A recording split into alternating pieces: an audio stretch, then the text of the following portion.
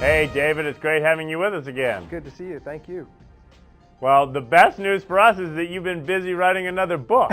I know. I like to keep busy.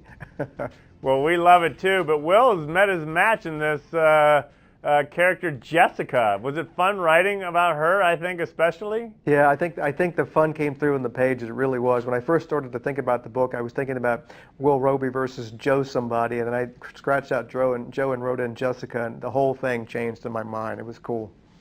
Well, there's some passion in this book for sure. Give us a sense of when this unfolded in your life and how long you've been at it. Yeah, after I wrote The Innocent, the first Will Roby book last year, I thought I was going to bring him back, so I just wanted to develop him some more, and I wanted to have a vehicle to do that. And so probably a little over a year ago, I was thinking about who could I pit him against that would sort of be a real challenge for him. And I thought, what about another assassin who he had worked with and was probably as good as he was, and she goes rogue and he's assigned to kill her, and then things get really complicated fast after that. Once you have that initial concept and premise, a lot of things, sort of were derived from that, and then I had an easy time developing the plot going forward. Well, I'm going to put you on the spot. If you had to take someone out, would you hire Will or Jessica? I'd probably hire Jessica.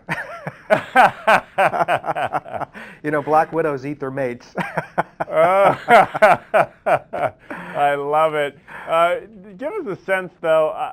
You New York Times bestseller after New York Times bestseller, which is deserved because you do your stories so well. But how long does it take this story to come to fruition?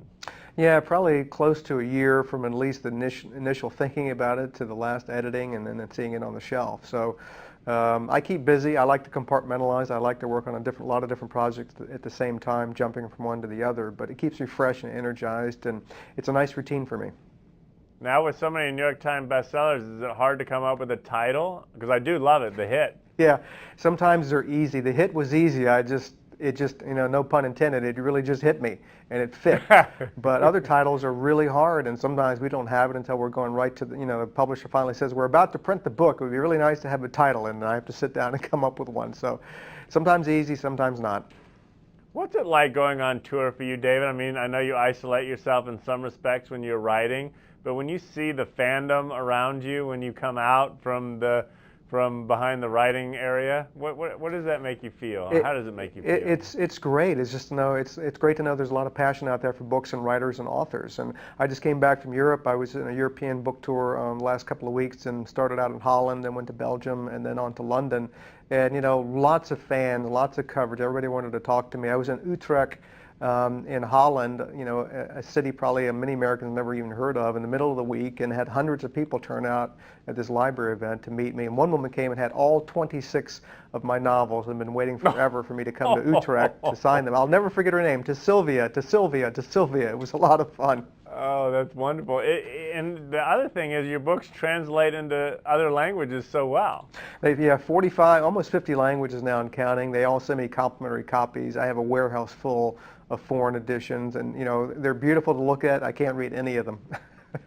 Well, let's turn our attention to a movie that's coming out this year. Congratulations. When the call came that Clint Eastwood was going to be part of it and Gene Hackman, how did that make you feel? Yeah, my very first novel, Absolute Power, it was absolutely incredible to know they were going to be involved in that, and it was great being on the film set with them, and I really enjoyed it a lot. We just finished filming Wish You Well, another one of my novels that we're turning into a feature film, and we're just finished post-production on that. We also have a television series coming out based on my characters King and Maxwell. It's going to be on TNT on June 10th. It premieres, and I've seen the pilot. It's a great show. Same guy who does NCIS is doing this one, and looking forward to seeing that on the screen too. All right, David, you got to answer this question from your perspective. We all go to movies and go, man, it's not as good as the book. Why is it so hard to do a movie that can live up to one of your great books? Well, you have to pare things down and cut things out. A lot of things you have to cut out just because of lengthwise. You can't have a 6-hour movie. A lot of the things that make a book fun, some of the peripheral characters, some of the subplots, all that typically has to go when you're translating a book into a movie. And that's why the book is always going to be better than the movie, but it's apples and oranges, and hopefully you sit down and you enjoy the slice of what the director decided to shoot from the book and you have a good time. Ah, nice perspective. Yeah. I like that. Enjoy his interpretation, his slice. Thank you, David, for your passion, because we get to enjoy it. Great, thank you.